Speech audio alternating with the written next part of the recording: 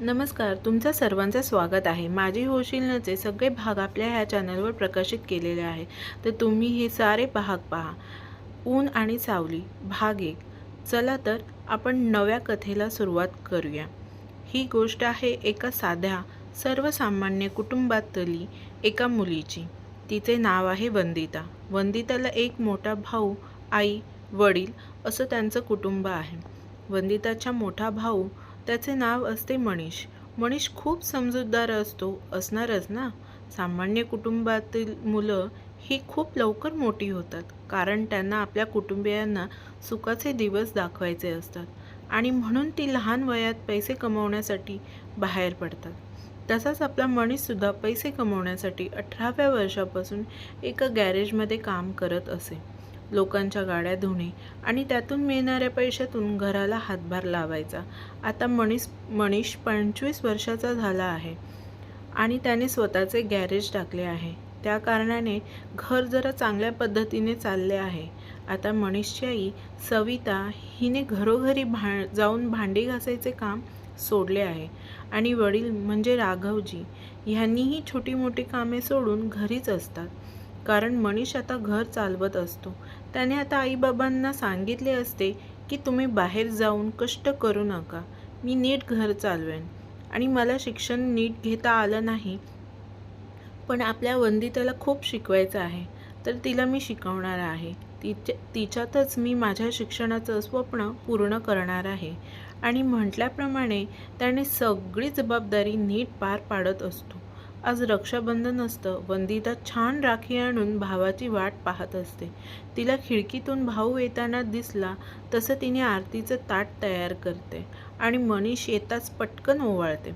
ओवाळून झालं, राखी बांधली, पेढा भरवला आणि वंदिता म्हणते, दादा दे पटकन माझं गिफ्ट. त्यावर मनीष म्हणतो, ओ शिट, मी नाही आणलं, मी विसरलो. त्यावर वंदिता म्हणते, तू खरं विसरलास? मनीष म्हणतो, हो ग बाळा, मी विसरलो. त्यावर वंदिता म्हणते, असं कधीच होत नाही, फर्स्ट टाईम झालं. बरं ठीक आहे, मला पैसे दे, मी घेईन उद्या कॉलेजमधून येताना, मार्केटमधून. त्यावर मनीष परत म्हणतो, नाही ग बाळा, पैसे नाही. आता मात्र वंदिता रुसते आणि बाहेर रुसून उभी राहते. मनीष तिला बाहेर जाताना पाहून पटकन खोलीत जाऊन कपाटातून तिचे गिफ्ट घेऊन बाहेर जातो आणि वंदिताला म्हणतो, हे कोणाचं आहे?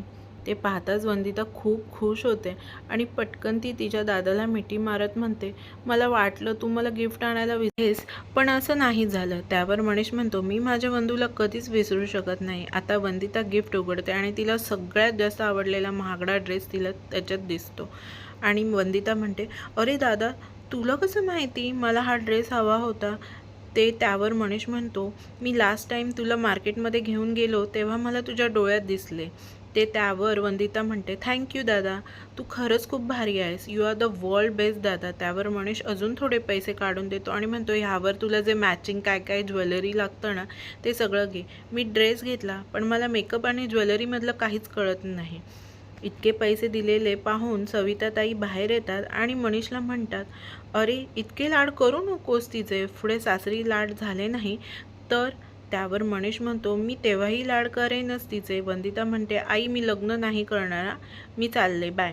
वंदिता जाताना मनीष पाहतो तिला. तिच्या चेहऱ्यावरचं सुख पाहून खूप बरं वाटतं त्याला आणि आपल्या आईला म्हणतो, आई वंदू किती खुश आहे बघ, अशीच नेहमी खुश राहिली पाहिजे ती.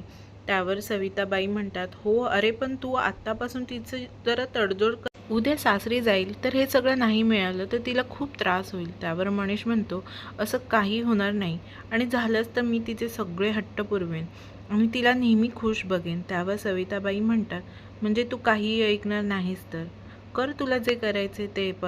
पण आता चल आणि जेवून घे, मस्त तुझ्या आणि वंदूच्या आवडीचा बेत केलाय. त्यावर मनीष म्हणतो, अरे वा. आता सविताबाई सगळ्यांना जेवण वाढून मनीष, वंदिता आणि मनीषचे बाबा असे हाक मारते. सगळे येतात व हास्य विनोद करत जेवण करतात. काही नाती किती गोड असतात ना, जसं की मनीष आणि वंदिताचं हे प्रेम कायम असंच राहील का? चला तर पाहूया. मनीष चं व त्याच्या कुटुंबाचं शेड्यूल फिक्स असतं. जसं की रोज पहाटे 4ला उठायचं, खाली नळावर जाऊन पाणी भरायचं, 6ला सकाळी आईने बनवलेला चहा प्यायचा आणि सकाळी 9ला घर सोडून मनीष गॅरेजवर जातो आईने बनवलेला डब्बा घेऊन. आणि आपली वंदिता पण 9ची लोकल ट्रेन पकडून कॉलेजला जाते आणि दुपारी 3पर्यंत घरी येते आणि नंतर थोडा आराम करून आईला स्वयंपाकात मदत करते. आणि मनीष 7ला येतो संध्याकाळी, थोडीफार TV पाहून रात्रीचे जेवण करून झोपतो. परत सकाळी उठून सेम शेड्यूल. आज थोडं काहीतरी वेगळं होतं. सविताताईंचा फोन वाजतो. समोरून मनीषसाठी एक स्थळ सांगून आलेलं असतं. त्यावर सविताबाई खूप खुश होतात व म्हणतात, खरंच पाहुणे मंडळी माझ्या मनीषला मुलगी द्यायला तयार आहेत, कारण माझा मनीष शिकलेला नाही ना आणि वरतून गाड्या रिपेअर करतो. त्यावर समोरचे फोनवर बोलणारे म्हणतात, आपण बघूया तरी, पटलं तर ते देतील मुलगी.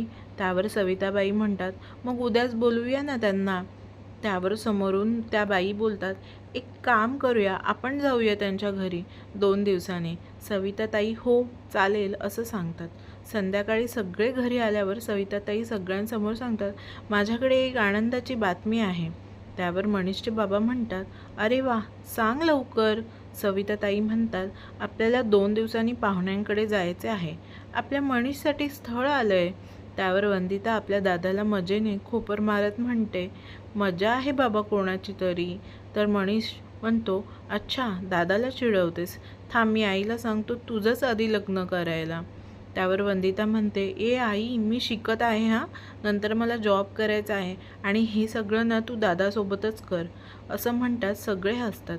आता मनीषचे बाबा एक घास खातात व म्हणतात, पण तू सगळं सांगितलेलं आहेस ना. राघवजी असं विचारतात, कारण मनीष शिकलेला नाही, वरतून तो गॅरेजमध्ये काम करतो म्हणून विचारतात. असं विचारल्यावर सविताताई म्हणतात, हो. मनीषचे बाबा म्हणतात, मग ठीक आहे. आता मनीष पण थोडा का होईना खूप खुश होतो. चला तर पुढच्या भागात पाहूया, हे लग्न जुळतं का आणि हे जुळलंच तर आपल्याला जावं लागणार हा लग्नाला. आजचा भाग आवडला असेल तर please like, share, comment and subscribe करा आणि हो, बेल आयकनला पण प्रेस करा, म्हणजे सगळ्यात पहिला तुम्ही भाग पाहाल. धन्यवाद.